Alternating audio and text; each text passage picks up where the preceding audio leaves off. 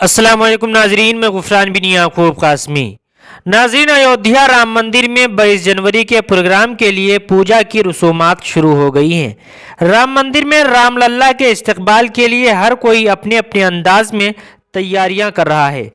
इधर हरियाणा के रहने वाले खुर्शीद आलम भी पानी लेकर मोटरसाइकिल पर रामनगरी अयोध्या जा रहे हैं।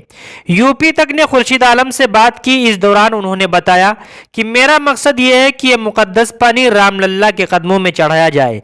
इसके लिए मैं करनाल से अयोध्या के लिए रवाना हुआ हूँ। मैं बाइक से सफ़र कर रहा हूँ। ये 800 किलोमीटर का सफ़र है।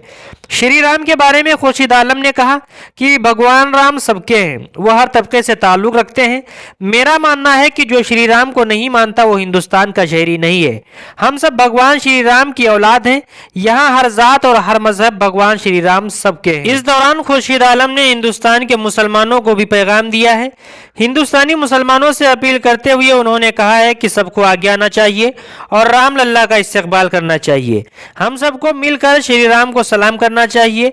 ये मेरी तमाम मुसलमानों से मुल्क के इत्तेहाद की अपील है। नाजरीन, जहां एक तरफ खुर्शीद आलम ने तमाम हिंदुस्तानी मुसलमानों को ये पैगाम दिया है, वहीं पर दूसरी तरफ मैं यानी गुफरान बिन याकूब कासमी कहता हूं कि कोई भी खुर्शीद आलम की बात से इत्तिफाक न रखे।